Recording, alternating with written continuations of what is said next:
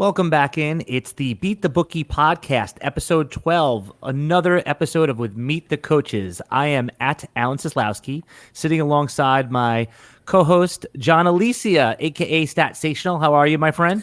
Doing well. And look who joined us in the upper right-hand window, Ryan Besh, a.k.a. FightOn. We finally got him. We booked him for some time on the podcast. What's up, Ryan? Not too much. How you guys doing? Good, man. Good. So what we're going to do today is, I'm certainly interested. I know a lot of the members have been asking this, like, when are you going to have Ryan on? And for the members that are just tuning in for the first time and, hear us talking about all these great picks that you make and all the models, I wanted to, pull back the curtain a little bit and see who the great and powerful Oz. So, Ryan, first tell me a little bit about what you do over at our new launch for Sportsbet Army, the new sports betting website for powered by DFS Army. So what exactly do you do over there? Yeah, so I am kind of in charge of data and all of our kind of front of house models. So the ones that we will send out to or give out to our listeners. So I've kind of taken an approach to kind of model sports that I think can be predictive and that not many people kind of touch. And so I kind of go for more college sports and women's sports. And so I've kind of been looking there, but we're going to expand as we continue to grow into tennis.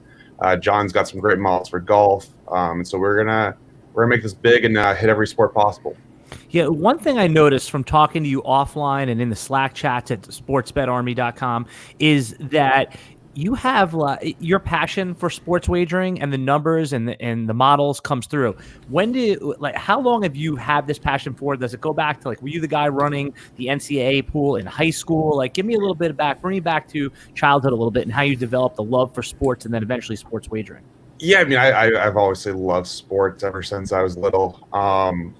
I just grew up always going to games, grew up always watching sports. It was kind of my dad and my hobby, just to sit down on the couch or go to a game.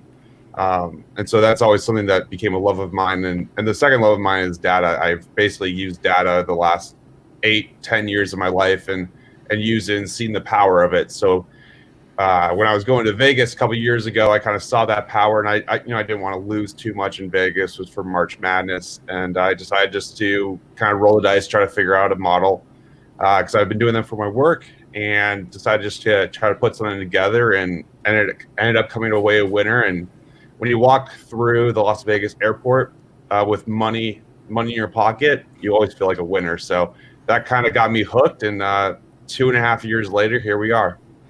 Yeah, no, and it's working out really well because we have a lot of great coaches over there at Sportsbet Army between John Alicia, who's just come on in the last, 8 months, John?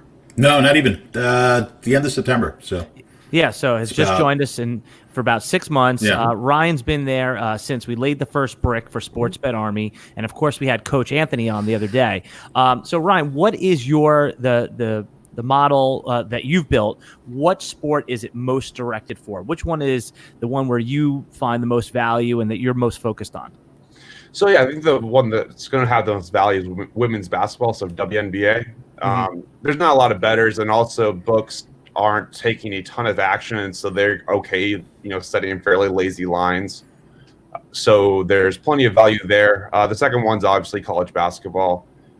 The origin story of actually Beat the Bookie or Sportsbet Army is in college basketball. So 2 years ago, like I said, I kind of created this model and I put together kind of a March Madness pool for people and came up with a couple of models. So one model that we'll be selling as part of a package as well as available to our Sportsbet Army subscribers is a upset model, which predicts who is the best likely team to upset a lower seed in the tournament.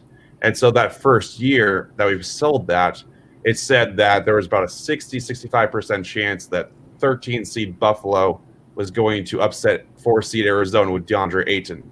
And, how many times I got asked who's going to guard DeAndre Ayton or who's going to guard the big guy.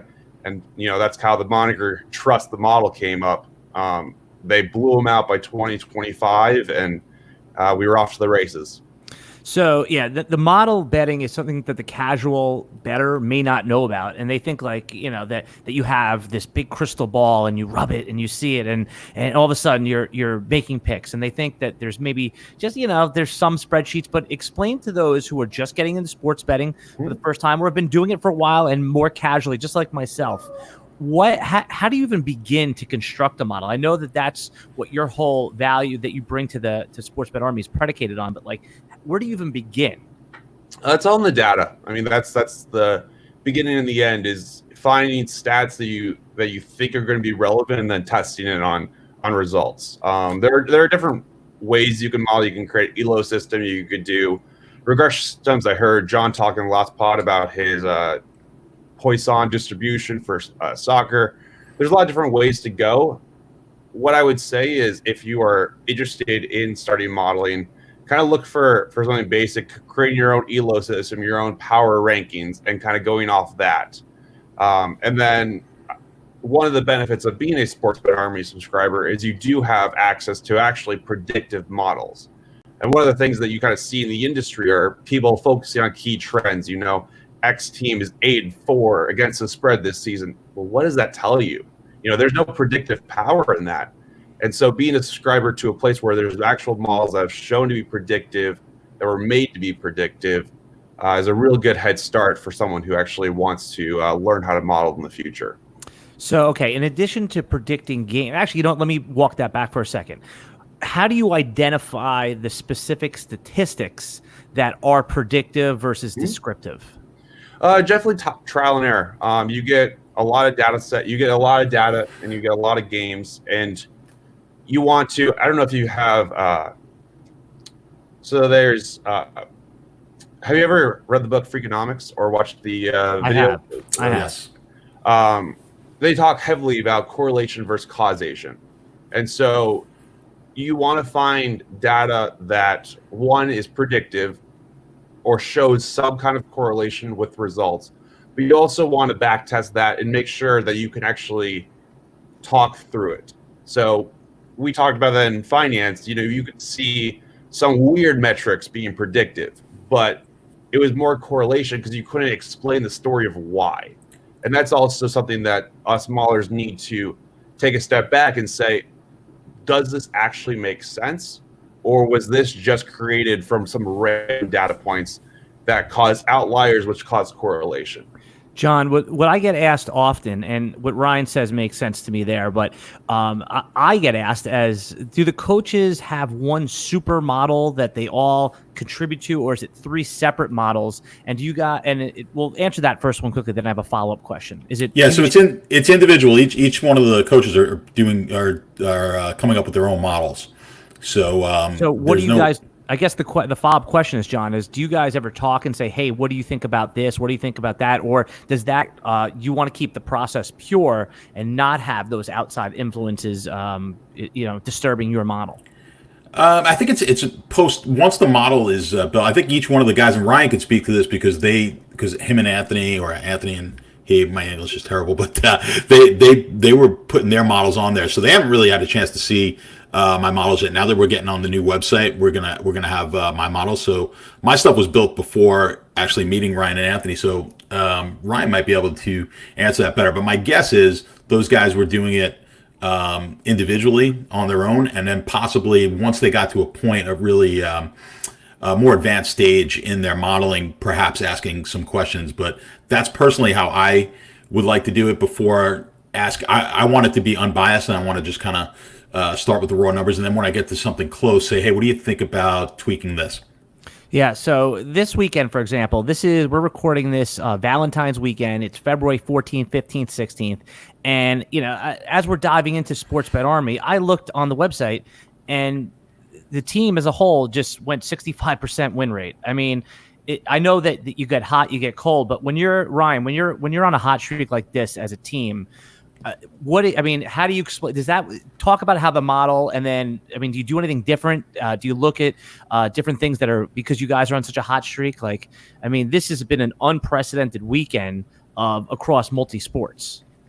Yeah, I actually don't think it's unprecedented. I think this is fairly normal. I mean, my models are hitting at about 57% for college basketball, and we had a few college football weekends where I think I made about 11 units, and so you know where I went like 8-1, 9-2. I would hit some crazy weekends. So I actually don't think that this is unprecedented. Bad choice of words for me, but I guess really what I was saying is that this is 3 different sports. This is, that I'm talking about. This is multiple coaches, and everything is just humming at the same time right now. As we get over to the new site, was there any changes to the model or any tweaking? And that's really what I'm getting at. No, there's not. So the one thing about models that's super nice is it's a set process. So there's no need to really tweak models over time. If you keep doing that, then you're just going to be continuing to go with you're basically going to continue to be influenced by the public and what you're seeing. But that also places in your head of, is your psychology biasing your model, where you say, okay, the 3-point line in college basketball is 18 inches further this season. Should I undervalue the need for a 3-point shooting team, or do I need to maximize who has hotter shooters? But at the end of the day, teams that want to focus on 3 are going to focus on 3 no matter where the line is, and they have plenty of time to practice it. It's not the 18 inches that's going to make a massive difference. And so I think you have to be careful as a modeler not to continue to tweak, because you're just going to put your individual bias into a model. That takes a lot of discipline, because I just know from any sort of creative process that I do, I'm constantly want to, add a little salt or add a little pepper if I'm cooking, or, just constantly adjust. So how much does that take restraint, or at this point you're just, what it takes and you're sitting there? Are you ever tempted to tweak when you see something that just doesn't go your way, or something that goes your way more than you thought it would? Yeah, I mean, you obviously can tweak, and you kind of look after the season of what kind of could go differently, and if there was something a blind spot that it saw that that you didn't expect, or you didn't see coming, and you can possibly tweak from there. But in the middle of the season, you have to think of yourself like a coach of a team. You have these 12 people. You can't go out and get a new person. You can't ask Duke, hey, forward, you want to transfer to my team mid-season? You got your team, and you got to trust that you have the process in place to be successful. And I think that the coaches at Sportsbet Army all have processes that have been proven and are winning on a constant basis. Yeah, so I've asked John this a bunch of times, and I don't quite remember the answer, so I'm going to put it out there to both of you again. I want to hear your take on it first, Ryan, then we'll ask Statsational himself. How much do you respect the market line? So, for example, if you're showing extreme value, when your model spits out, I guess really, let me rephrase. Does your model regress to the market at all? Yes. Okay, and how do you determine the percentage in which to bring it back to the market? I guess what do you mean by, sorry? So my models aren't really tied to Vegas at all. Okay, that's really I don't factor in Vegas into any of my models. My models will spit out a line fairly close to Vegas because they're fairly sharp. Mm-hmm. And so you'll see very few differences, but those differences are the games you're going to pick. So I wouldn't, if my model says a team is going to lose by less or win by more than 5 points, I'm not going to say that's too much. What am I missing? I'm going to say let's load up. Yeah, the reason the question came up was I heard Rufus Peabody, who is a sports handicapper or sports wager, I should say, and he says that his model, and I heard him on Sirius Radio the other day, that whatever his model spits out, he then regresses back to the number by about 45%, and that's his final number because he does respect the market number. And John, can you just jump into that at all? Do you ever regress back to the market number, or do you use your model set up similar to Ryan's in a sense where you spit out the number and then just compare it to the Vegas line? No, I think, and I could be wrong with Rufus Peabody, I think what he might be referring to his power rankings that use some regression in them, which would make sense. So if you're ranking the NFL, or you've got college basketball rankings, you might have some regression built into that model. But when you're spitting out the games, as I believe Ryan was just speaking to, if you've got Duke playing North Carolina and you've got that line at 5, there's no change there based like he's not using a regression there. So 5 is his number based on his model, and then 5 is going to be the number, and then he's going to do a comparison to what the market has. So I know I do, and I'm sure Ryan does, and Anthony, as a matter of fact, they know they do. They're confident in their numbers, and that's basically what they're doing. So they're using it as a filter. And Ryan, you can correct me as I'm wrong. You're kind of filtering. I mean, there's a lot of games. We can have 100 games on a Saturday in college basketball. To individually handicap each one of them, we're not doing. But what we are doing is saying, okay, there's 100 games. Here's 10 or 15 of them that are spitting something out at me that is, my numbers are saying Vegas is off here, or the books are off. And then from there, we could kind of dial it in. Ryan, is that fairly accurate? Or Yeah, that's accurate. Okay, so my question for you, Ryan, and I asked this to Anthony the other day, and I'm always interested in the answer for any specific industry, but specifically with sports wagering. What philosophy have you had that you've totally changed in the last 5 years? Tweaked it, changed it? Did you have any thing with sports wagering or in life that you've changed over the last 5 years?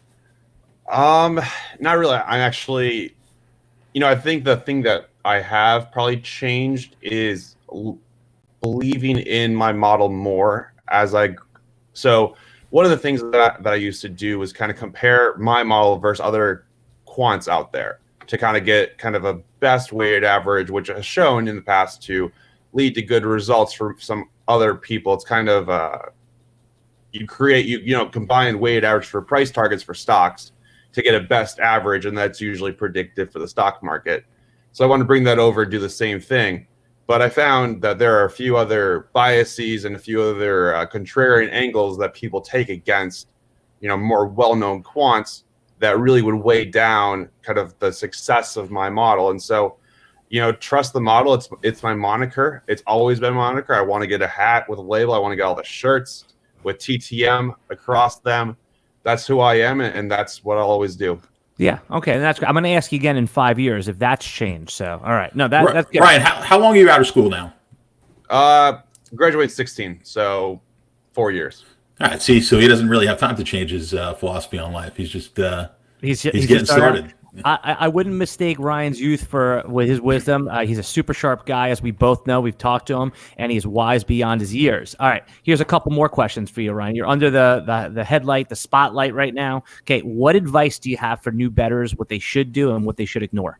Don't trust trends. Trends are great for articles, but don't trust them. So if someone is 8-4, 8-2, 8-1 against the spread at home, what does that tell you? Is that what tells you really that they were unexpected to start the season?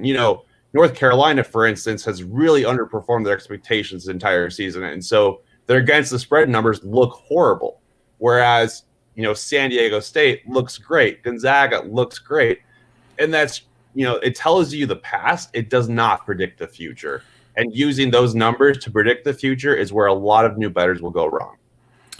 Yeah, I see that a lot, Ryan. You were alluding to that before with your modeling, and I know I do. The way I go about it is I try to have some sort of a thesis going in. You're talking about the statistics that you want to focus on, and what I'd be curious if you do the same thing where it has to make sense to you, right? So you can't have a number just because a number fits. Like if you knew that, like you were saying, a home court after 7 p.m. against teams that are wearing, the white jerseys or something like that, they're 15-0. It doesn't really mean anything because we found that number out after the fact, and it had no basis for anything other than the fact that it's a coincidence. I mean, as you know, statistics better than anybody.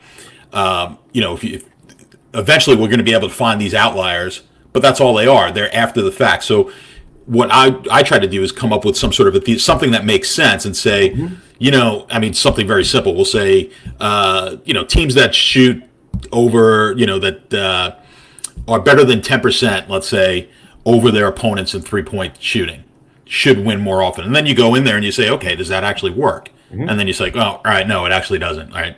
But it's that sort of thing I think that you're talking about, right? So a stat that should make sense to you, and then does it actually work? And then do you actually not only back testing it, but do you sort of live test it? Do you come up with a model and then let it play out a little bit and see how it's working in real time? Yeah, absolutely. I've created models that are just running in the background, waiting to be brought out. You're always innovating. You're always trying to find new ways to do things, but you don't want to bring it out and kind of live test while you're, selling the product. And that's also one kind of benefit of Sportsbet Army to anyone who's listening, who's not a subscriber, is we give you, our predictive models out to you all. And we've had so many people come in and make their own picks based on the model, or use it to supplement their research. So we have people, picking games that I'm not picking, that John's not picking, that Anthony's not picking, but that use our models to really be that foundation of their data that they want to then add to other stats or other information to make their own plays. And that's something that we, is definitely a differentiator for us against anyone in the industry. Do you watch the games that you? Oh, absolutely. I have had people tell me they don't watch the games, and I find those people to be crazy. So when you're watching the games, especially one that you've recommended in our Slack chat over at Sportsbet Army, what's your temperament like? Are you sitting there like seething with anger? Are you? Am I winning or losing? Let's say it's close. I definitely sweat all my games. I came to DFS Army through the DFS route. I actually was a member of Kevin's blog back in 2015, and so I've learned to sweat out games. I've made a decent chunk of money through DFS, and really the sweat in those close games are fun, and that's why March Madness is the best time of the year, because you have half court shots that go in, that cover that that fail you to cover, that you get just bad beats on, but it's all fun in the end. Yeah, I mean, I wouldn't trade anything in, and I definitely just love watching the games. Well, what we try to tell people over here and why they should sign up for Sportsbet Army is that there's a lot of common mistakes that people make, and we don't just give you picks over at Sportsbet Army. You guys don't just give out the picks. Right. We fix leaks in your game. We help you. We coach you through the process, bankroll management, where to find value. So what are some people that are making mistakes don't even realize they're making mistakes? What are one or two of the most common mistakes you think casual bettors make, and that where you could help? I think I'm going to harken back to what Anthony said. I think Anthony was right around the money when you guys did an interview with him. Bankroll management is number one, and being disciplined with your bankroll, not going too crazy on a play. I am definitely the riskier coach out of the three of us. I will play, my main bet in college basketball is a half unit, but I will go up to 2 units. John and Anthony are both 1 unit players for everything. But you got to be smart to not have your emotions take control of you and bet 5 units, or if you're on an online book, head over to the blackjack table and play some live blackjack.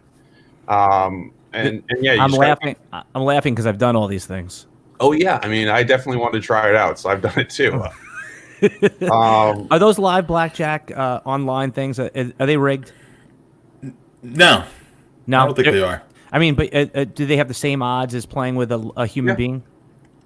Yeah, it's just worse that you get to do it at home, and oh yeah, the more you play those games, the more you're going to lose in the long run. So yeah, they're set up to lose. The easy access is just not very good for you. Yeah.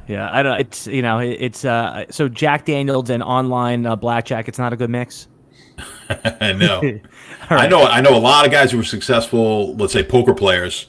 I know years ago, one of the best 7-card stud poker players I've ever seen, who, that was what he was doing for a living, but the problem was he would go from the stud table to the craps table and then lose it all. So, discipline is so huge. I don't care how good you are. If you're not disciplined, you're going to go bust. John, what's the worst thing anyone said to you in the Slack chat after you gave them a bad play? I don't know. I haven't had too many bad things.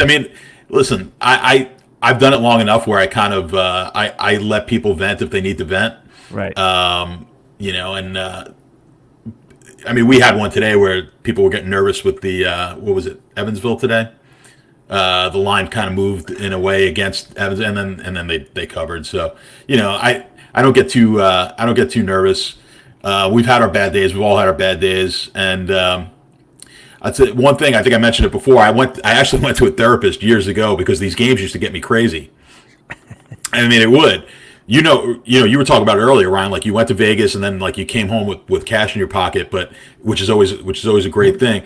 But I mean, you've been through it multiple times. You had a great weekend this weekend. Like, do you walk around mentally? I used to walk after a Sunday in football. I used to go to work on Monday, and I'd be like, I'd go like, let's say I went 7-0 in the NFL, and I'm like, do people around here realize I went 7-0 last night? Like, I'm be on the subway. I'm like, does anyone realize how fucking amazing I was yesterday? I mean, it really is empowering, It really right, is.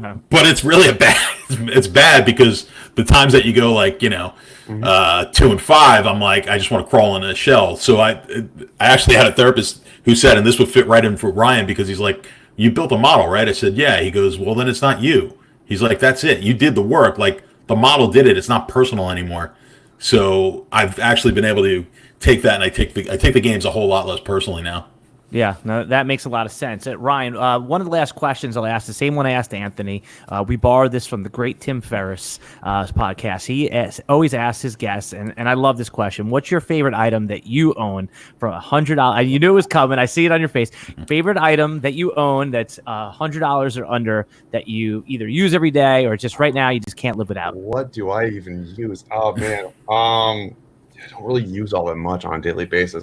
Yeah, I can't say my computer because that's not under. Yeah, I mean, it could be an app that you downloaded for free. It could be, just it could be a fidget spinner if that was something. Oh, again. I wish I used the finish bit. No, I mean, I really don't have that. I'm pretty much a cheapo. I don't really buy much for myself. Uh-huh. All right. Yeah, I mean, I would just say the food I buy on a daily basis to get me through. I'm a massive foodie, so okay. I love as much food as I can eat. That's a perfect segue into the next question I had for you. What would be your desert island food? Meaning, like, if you could only have one food for the rest of your life, what would it be? Tacos. Tacos. How about you, John? What's your answer to that? Ah, man, that's a good question. I probably have to. I go with steak. I mean, there's only one I'm a answer. Steak guy. Yeah, I mean those are both respectable, but we all know the right answer is pizza. Mm. I got gluten issues now. It's I don't even want to talk about it. If you're stuck on a desert island, the gluten's the last thing that's going to kill you. Yeah, well, that's good. That's a good point. Better be good pizza though. Yeah. Well, you can pick it from anywhere you want. All right, guys. It was great talking to you. Why don't we just give one last appeal to everybody? Ryan, tell everyone why in 25 seconds or less why they should come join us over at Sportsbet Army now that it's launched. I mean, I would just say that what we have as differentiating factors, we actually give you our models so that you not only know why we're making the bets that we make, why we're saying to trust a certain process, full transparency on that, full transparency on record, but you can also use the model as a foundation for your own bets to start out with a percentage over 50% that you can yourself go and build your own systems to be a profitable bettor. I believe that's probably the best differentiation any service online could give you. Yeah, that's a good description. John, give them your 15 seconds or left pitch why they should join Sportsbet Army. I'm just going to add to what Ryan said, which is not only do you have that information, but you have access to the people who actually built it, which I don't know where else you're going to find that. So if you have questions about someone's model and if you're looking to model stuff yourself, I mean, I'm not quite sure where you're going to get more valuable info. Yeah. And my pitch would be, as someone who uses the service, it is so good to be around in a community of people that feel as passionately about sports betting and talking about the numbers. It's not so much even going to it doesn't matter what your unit size is, if it's $5, if it's $500. It is so fun to interact with the members and talk about the games and talk about why you think that the value is there and why the coaches are right or what grade of a hot streak they're on. Or, oh, my God, they got this one wrong, and then they come back and explain it why. It's constantly being in a virtual bar talking about sports and being able to legally bet on it. It's literally one of the best feelings ever. So I highly recommend everyone go, and you can DM us directly at our Twitter or through this, so however you're watching this on YouTube or on Facebook, and learn how to get 2 free months of our service over at Sportsbet Army when you make a deposit on one of our affiliated sports books. All right, guys, this podcast is sponsored by our friends over at Thrive Fantasy, the new prop betting app. Go download them in the App Store, Apple App Store, and check out. They have props on everything from golf to NBA to esports too. So check out our friends over at Thrive Fantasy. All right, Ryan, you got to promise us you'll come back on again right before March Madness or right after, in the middle. No, I was gonna say, yeah, we got to do a March Madness one. Right, we'll right when the brackets come out, we'll do one. Absolutely. Oh, absolutely. It literally is my favorite time of the year. I like March Madness better than I like the Super Bowl. Well, that first weekend, there's nothing like it. Mm-hmm. Absolutely. All right, guys. I am at Alan Seslowski for my friend Ryan B, a.k.a. FightOn, and, of course, my co-host, John Alicia, Statsational. We'll see you next week with another episode of Beat the Bookie.